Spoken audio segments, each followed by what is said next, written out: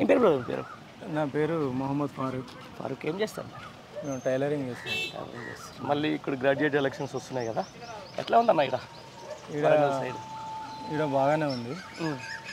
ఏనుగుల రాకేష్ రెడ్డికి మంచి మెజార్టీతోనే గెలిపిస్తుంది. అవునా, మరి తీన్మార్ మల్లన్న కూడా ఉన్నాడు ఇక్కడ. తర్వాత తీన్మార్ మల్లన్న అన్ని బోగస్ మాటలు, బోగస్ కథలు. అంతేనా? అది ఎట్లా అనిపించింది బోగస్ మాటలు, బోగస్ కథలు?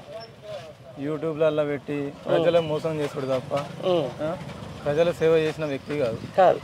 అట్లాంటి వాడు ఇప్పుడు నేను పూటకో మాట పూటకో పార్టీలో చేరే వ్యక్తి ఈరోజు ఎమ్మెల్సీ అవుతా అని చెప్పేసి జనంలో వస్తూ ఉన్నాడు, అటు ఇటు ఏదో చెప్తా ఉన్నాడు ముచ్చట. మరి ఏమంటారు ప్రజలు, ఏమనుకుంటారు అసలు? మేధావులు ఏమనుకుంటారు? ఇలాంటి గ్రాడ్యుయేట్స్ ఏమనుకుంటారు? ఇప్పుడు గత కాంగ్రెస్ ప్రభుత్వం అబద్ధాల మోసాలతోనే ప్రభుత్వం చేపట్టింది. ఇప్పుడు ప్రజలు కూడా గ్రహిస్తాను.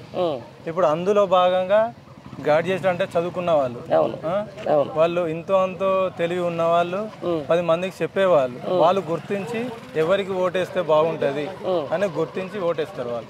ఒక మాట మీద ఉంటాడు, రైతులను చెప్తాడు, కొడతా అంటాడు. ఆ తర్వాత అసలు ఆయన ఇంత ఉందా, అంత పొడుగు ఉందా అని చెప్పేసి పెద్ద పెద్ద మాటలు మాట్లాడతారు. ఈరోజు ప్రజల కాడికి వచ్చి నన్ను శాసన మండలికి పంపిస్తారా, శ్మశాన వాటికి పంపిస్తారా అని అడుగుతున్నాడు. మరి ఎట్లా చూస్తారు జనాలు ఇదన్నీ?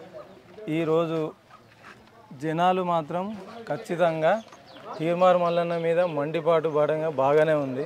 ఖచ్చితంగా చిత్తుగా ఓడిస్తారు. ఆయన ఓడిస్తారు, ఖచ్చితంగా ఓడిస్తారు. ఓకే, బీజేపీ పరిస్థితి ఏంటన్నా? బీజేపీ ఇక్కడ మాత్రం ఏం లేదు. ఇక్కడ పరిస్థితి బీజేపీ లేదు అసలే లేదు. ఎందుకు రాకేష్ రెడ్డికి ఓటు ఎందుకు వేయాలంటే ఏమని చెప్తారు గ్రాడ్యుయేట్స్? రాకేష్ రెడ్డి ఏంటంటే ఒక బీద కుటుంబం నుంచి వచ్చిన వ్యక్తి. వాళ్ళది ఇక్కడ మా వరంగలే. పేదవాడంటే ఏందనేది ఆ సార్కి తెలుసు. మన వ్యవసాయ కుటుంబం నుంచి వచ్చిన వ్యక్తి అంటే జీవన విధానం ఎట్లుంటది, ఎదుటి వ్యక్తిని ఎట్లా ఆదుకోవాలి, బీదవారిని ఎట్లా చేయాలి, చదువుకున్న వ్యక్తిని ఎట్లా ప్రోత్సహించాలి అనేది ఆ సార్ దగ్గర ఉన్నది. కాబట్టి ఆ సార్కి మేము ఎక్కువ మెజార్టీ ఇవ్వగలుగుతాం. ఇస్తారా? ఇస్తాం. Thank you.